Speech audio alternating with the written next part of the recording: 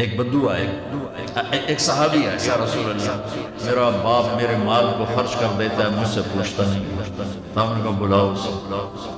ان کو جب بلایا گیا تو اس نے پوچھا کیوں بلا رہا ہے؟ کہ تیرے بیٹے نے شکایت کی۔ تو ان کو اتنا دکھ ہوا، انہوں نے چند اشعار پڑھے دل ہی دل میں، زبان پہ نہیں، دل ہی دل میں،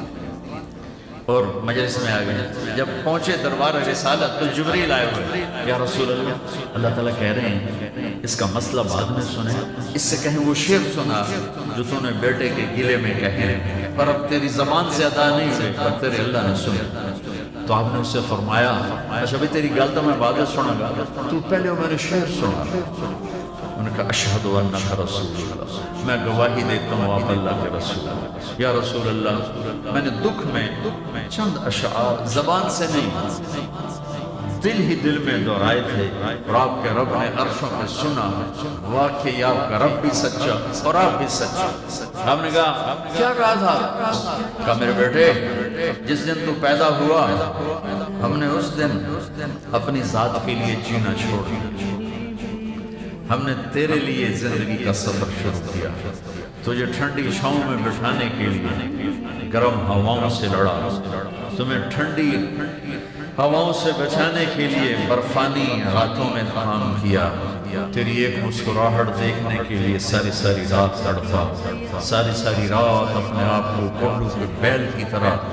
اپنی ساری جوانی کا رس نچوڑ کے تیری ہڈیوں میں ڈال دیا۔ میں بوڑھا ہوتا گیا، تو پروان چڑھتا گیا،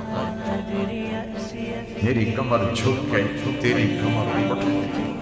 میری ٹانگوں سے جان نکل گئی، تیری ٹانگیں مضبوط ہو گئی، میرے ہاتھ کانپنے لگے، تیرے ہاتھ مضبوط ہوئے، میں لڑکھنانے لگا، تو اترانے لگا، تو مجھے خیال آیا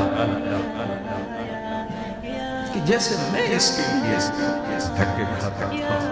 اس کی زندگی کی دعائیں مانگتا تھا، اس کے لیے تڑپتا تھا، چلو آج میرا یہ سہارا بنے گا۔ لیکن جب تجھ میں جوانی کی لہر دوڑی اور مجھے بڑھاپے نے کھا لیا، جب جوانی میں تجھ میں رنگ بھرا اور بڑھاپے نے میرے رنگ چھین لیے،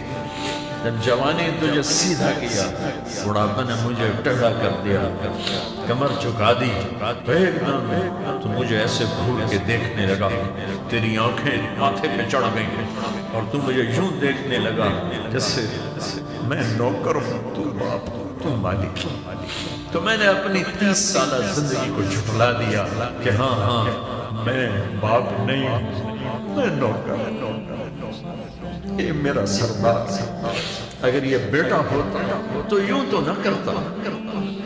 اس نے میری راتوں کے تڑپنے کو بھلایا، میرے گرمی سردی سے لڑنے کو بھلایا، گولو کے بیل کی طرح میرے چکر کاٹنے کو بھلایا، اپنی خوشیوں کو دفن کر دیا اپنے سینے میں، قبرستان بنا دیا اپنے سینے کو، اپنی خواہشات کا اور اپنی خوشیوں کا، اور آج تو مجھ سے ایسے بات کرتا ہے جیسے میں نوکر ہوں اور تو میرا آقا ہے۔ اچھا میرے بیٹے میں نوکر سے ہی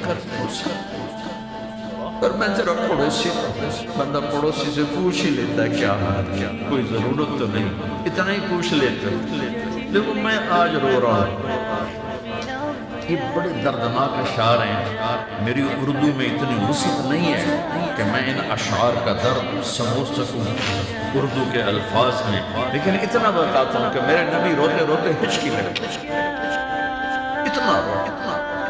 رات میں اس بچے کے گریبان کو یہاں سے پکڑ کر دفع ہو جا، میری نظروں سے دور ہو جا، تو انت و مالک للابی، تیرا سب کچھ تیرے باپ کا ہے، یہی باپ آج تمہارے ہاتھوں